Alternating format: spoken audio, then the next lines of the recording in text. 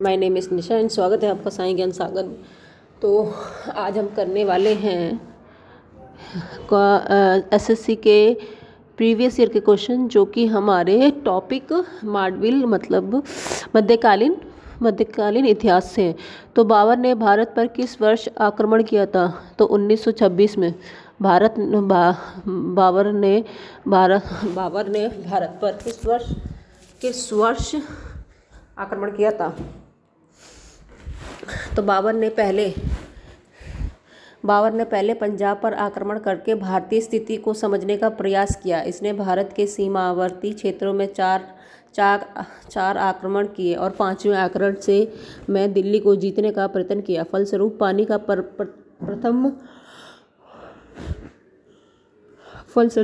का प्रथम युद्ध हुआ। बाबर अपने प्रथम युद्ध 1519 ईस्वी में सीमा के निकटवर्ती क्षेत्रों बाजारों और भेरा को जीतकर वापस चला गया। दूसरा आक्रमण सितंबर 1519 में हुआ। इस बार वह पेशावर से वापस चला गया।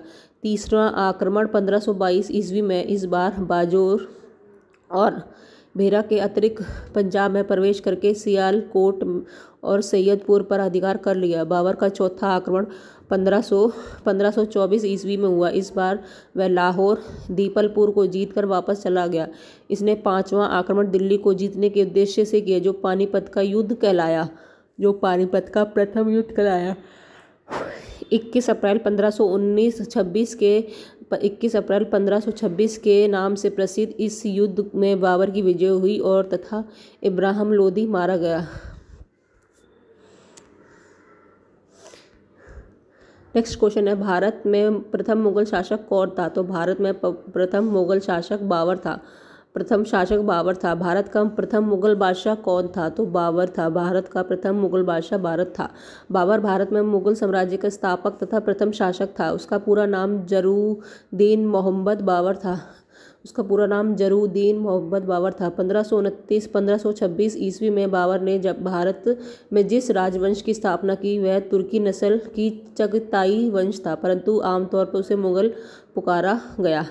भारत का प्रथम मुगल बादशाह बाबर था। उसने पानीपत के प्रथम युद्ध 21 अप्रैल 1526 में इब्राहिम लोदी को पराजित कर मुगल साम्राज्य की नींव डाली। पानीपत की पहली लड़ाई किस वर्ष लड़ी गई थी? 1526 को। पानीपत की प्रथम लड़ाई किन दो सेनाओं के बीच लड़ी गई थी? बाबर और लोदी साम्राज्य के बीच। बाबर ने तुर्क-ए-बाबरी नामक अपने स्मरण किस भाषा में लिखा था? तो तुर्की में लिखा था। बाबर ने तुजुक-ए-बाबरी नामक अपने स्मरण किस भाषा में लिखा? तो तुर्की में लिखा था। बाबर ने तुर्की-ए-बाबरी नामक अपना स्मरण मुल्क तुर्की भाषा में लिखा। यद्यपि तुर्की मुगल दरबार की राजभाषा नहीं थी, अपितु यह सम्मान फारसी को प्राप्त था। इसने भारत में मुगल साम्राज्य के स्थापक जरूद्दीन मोहम्मद बाबर के जीवन की घटनाओं का उल्लेख किया था।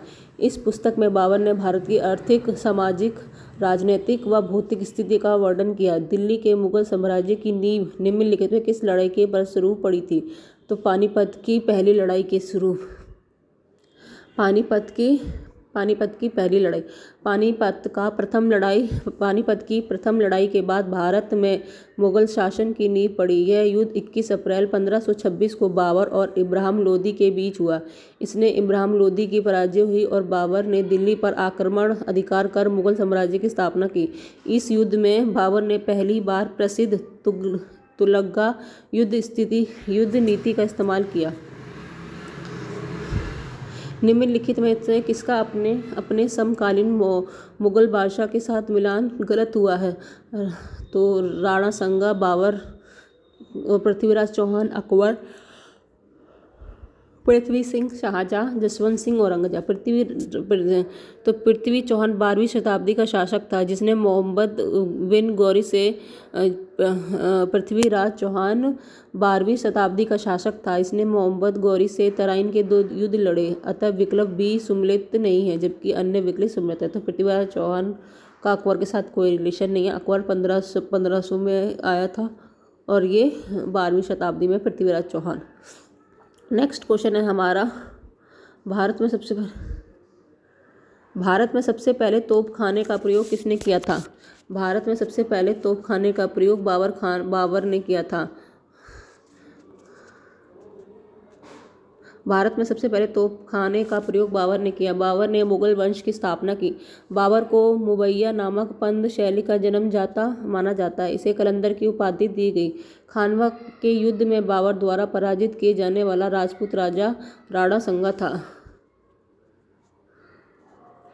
खानवा युद्ध 1527 में मुगल शासक बाबर एवं मेवाड़ के राजा राणा संगा के मध्य हुआ। इसी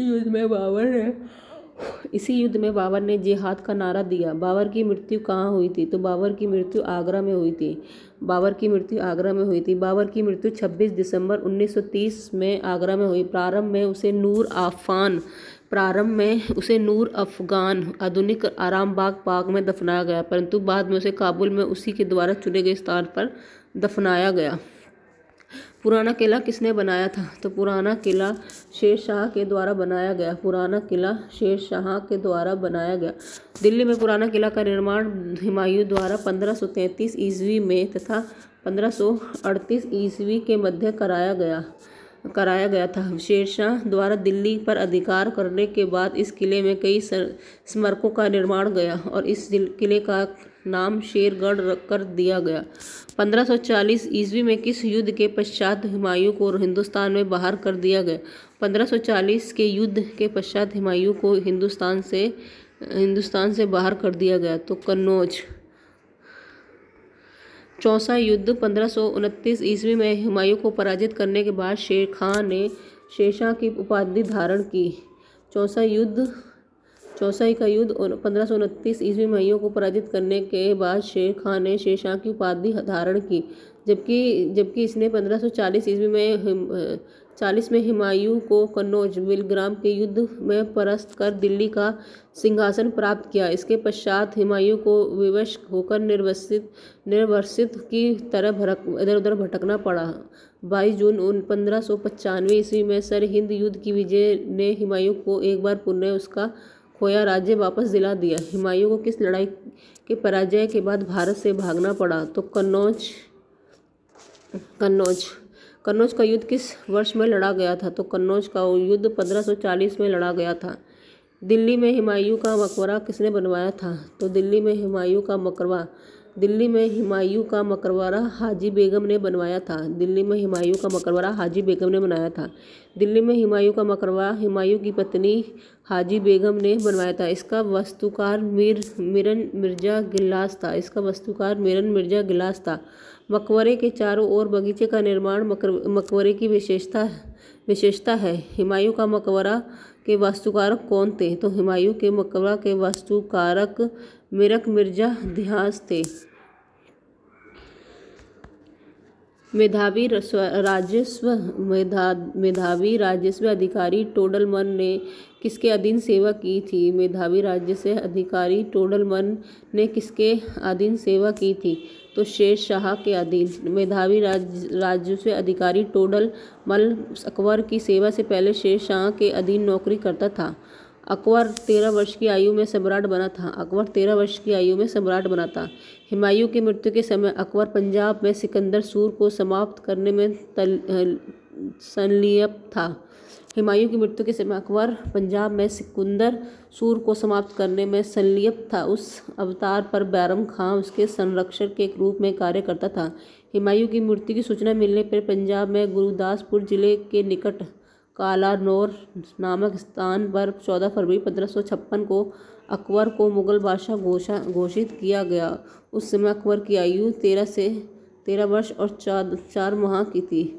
कातनौर में राज्याभिषेक के बाद अकबर की आयु कितनी थी? 13 वर्ष की। कालानौर में राज्याभिषेक के समय अकबर की आयु 13 वर्ष की थी। हुमायूं की मृत्यु के समय अकबर पंजाब में कालानौर नामक स्थान पर अफगान विद्रोह के खिलाफ युद्धरत मुगलिया फौज की कमान संभालते हुए कानौर में मात्र 13 वर्ष 4 महीने की उम्र में उसे सिर पर मुगल वंश का ताज रख दिया गया। पानीपत की तीसरी लड़ाई किन दो सेनाओं के बीच लड़ी गई? पानीपत की तीसरी लड़ाई अकबर और हेमू के बीच लड़ी गई। पानीपत की तीसरी लड़ाई अकबर और हेमू के बीच लड़ी गई। पानीपत का द्वितीय युद्ध 5 नवंबर 1556 को अकबर, बैरम खान एवं हुमायूं के मध्य लड़ा गया। हुमायूं पराजित हुआ और पकड़ा गया। बैरम खान ने उसका सिर काट दिया और उसकी मृत्यु हो गई। पानीपत द्वितीय युद्ध 5 नवंबर 1556 को अकबर, बैरम खान और हेमू के मध्य लड़ा गया। हेमू पराजित हुआ और पकड़ा गया। बैरम खान ने उसका सिर काट दिया और उसकी मृत्यु हो गई।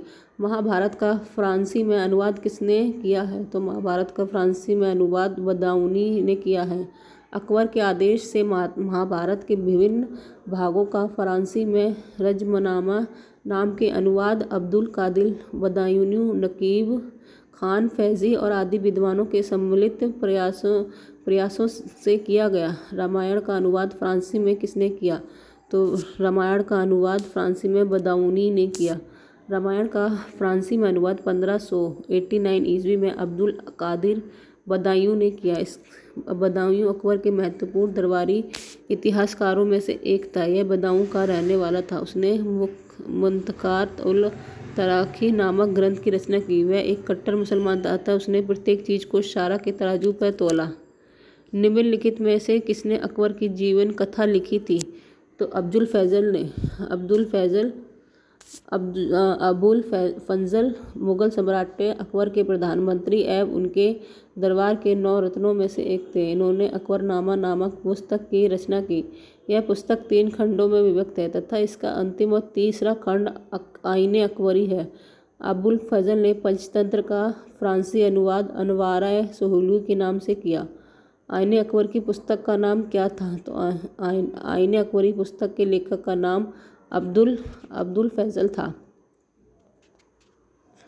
अकबरनामा किसने लिखा था? तो अकबरनामा किसने लिखा था?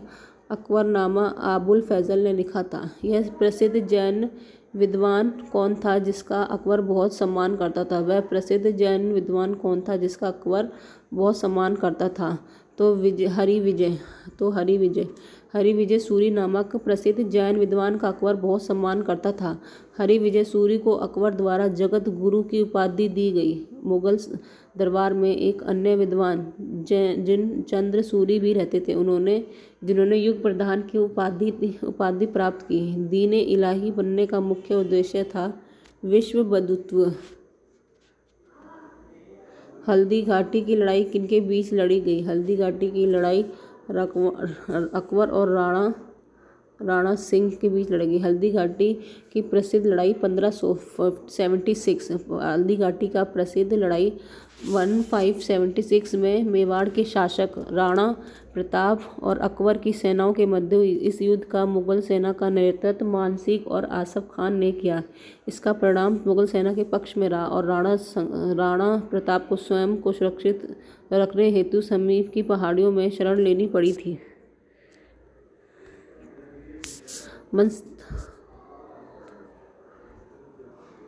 मनसाबेदारी प्रणाली किसने आरंभ की थी? तो अकबर ने की थी। मुगल प्रशासन व्यवस्था पूर्णतः मनसबदारी प्रथा पर आधारित थी। इसने अकबर ने अपने शासनकाल में 11वें वर्ष में प्रारंभ किया था। इस प्रथा के अंतर्गत उन व्यक्तियों को सम्राट द्वारा एक पद प्रदान किया जाता था जो शाही सेना में होते थे। दिए जाने वाले पद को मनसब एवं ग्रहण करने वाले व्यक्ति को मनसबदार कहा जाता था।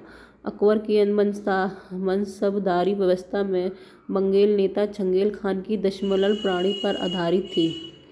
निम्न में से किसने मनसबदारी व्यवस्था का सूत्रपात किया? तो अकबर ने किया। फतेहपुर सीकरी का निर्माण किसने किया था? तो फतेहपुर सीकरी का निर्माण अकबर ने किया था। फतेहपुर सीकरी का निर्माण अकबर ने किया था। उत्तर प्रदेश के आगरा क्षेत्र में स्थित फतेहपुर सीकरी का निर्माण मुगल शासक अकबर ने किया। यह हिंदू और मुस्लिम वास्तुशिल्प को मिश्र कर सर्वश्रेष्ठ उदाहरण था। निम्नलिखित में से किसने फतेहपुर सीकरी के पंचमहल का निर्माण किया? तो अकबर ने आगरा से 36 किलोमीटर दूर फतेहपुर सीकरी 1572 ईस्वी में एक राजमहल सह किले का निर्माण आरंभ किया। ये 8 वर्षों में बनकर तैयार हुआ। इसमें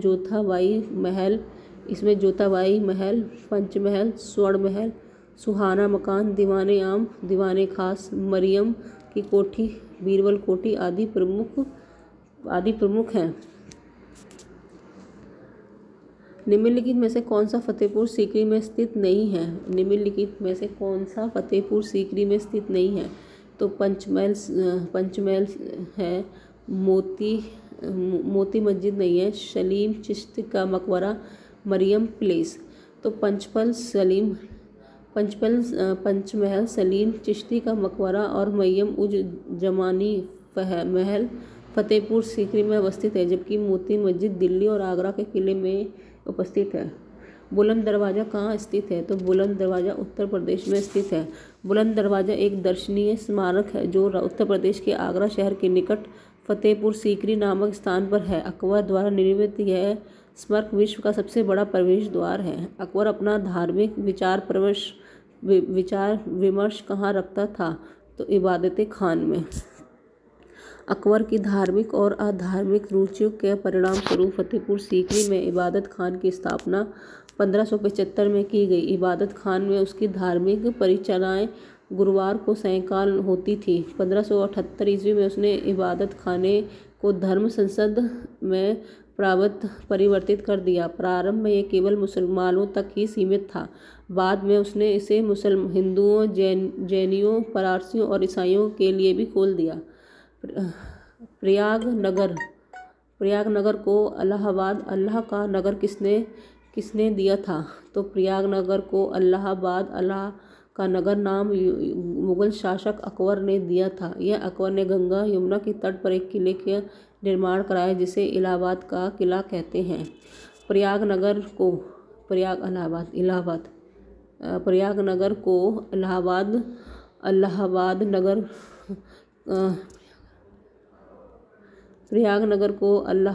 अल्लाह का नगर नाम किसने दिया? तो अकबर ने। प्रयागनगर को इलाहाबाद अल्लाह का नगर मुगल शासक अकबर ने दिया। यह अकबर ने गंगा यमुना के तट पर किले का निर्माण किया। इसे इलाहाबाद का किला कहते हैं।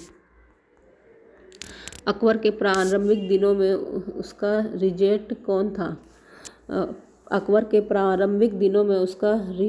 कौन था? तो बैरम खान। अकबर के आरंभिक दिनों में उसका संरक्षक और रीजेंट बैरम खान था। पानीपत के द्वितीय युद्ध 1556 ईस्वी में बैरम खान के नेतृत्व में ही मुगल सेना ने हेमू के नेतृत्व वाली अफगान सेना को हराया था। वस्तुतः वह 1556 से 1560 ईस्वी तक मुगल साम्राज्य का वास्तविक कर्ता-धर्ता बना रहा। अकबर का अभिरक्षक बैरम खान था। निम्नलिखित में से किस शासक ने जजिया समाप्त किया था? तो अकबर ने। मुगल सम्राट अकबर ने 1564 ईस्वी में जजिया कर समाप्त कर दिया। अकबर ने 1562 में दास प्रथा, 64 में जजिया और 1562 में दास प्रथा, 1563 में तीर्थ यात्रा पर लेने वाला कर बंद कर दिया और 1679 ईस्वी में मुगल सम्राट औरंगजेब ने जजिया लेना पुनः प्रारंभ कर दिया। जब्ती प्रणाली के अंतर्गत वास्तविक उत्पादन का कितना अंश राज्य की मांग के रूप में निर्धारित किया जाता था? तो 1/3। जब्ती प्रणाली के अंतर्गत वास्तविक उत्पादन का 1/3 अंश राज्य की मांग के रूप में निर्धारित किया जाता था। अकबर ने अपने शासन के 24वें वर्ष 1580 ईस्वी में आईने दहशाला टोडरमल बंदोबस्त नामक कई प्रणाली का प्रारंभ किया। मुगल कानूनी राजस्व व्यवस्था को स्थानीय स्वरूप प्रदान किया। अकबर का प्रसिद्ध राजस्व मंत्री कौन था? तो अकबर का प्रसिद्ध राजस्व मंत्री टोडरमल था। टोडरमल किस मुगल शासक के प्रसिद्ध राजस्व मंत्री थे? तो अकबर के। अकबर द्वारा भू राजस्व व्यवस्था के पूर्ण निर्धारण हेतु 1570 से 71 ईस्वी में मुजफ्फर खान तुर्बती और राजा टोडर मल को अर्थ मंत्री के पद पर नियुक्त किया गया। राजा टोडर मल ने अलग अलग फसलों पर नकद के रूप में वसूल की जाने वाली लगान राशि का पिछले 10 वर्ष का औसत निकालकर उस औसत का एक तिहाई भूस्वाज के रूप में निश्चित किया। उसने दहसाला मालगुजारी व्यवस्था कहा गया। आईने दहसाला व्यवस्था को टोडरमल बंदोबस्त भी कहा गया। अकबर के दरबार में सबसे प्रसिद्ध संगीतकारक तानसेन का मूल नाम क्या था? तो राम तनु पांडे। अकबर के दरबार में सबसे प्रसिद्ध संगीतकारक तानसेन का नाम राम तनु पांडे था। अकबर के दरबार में सबसे प्रसिद्ध संगीतकारक तानसेन का संबंध हिंदू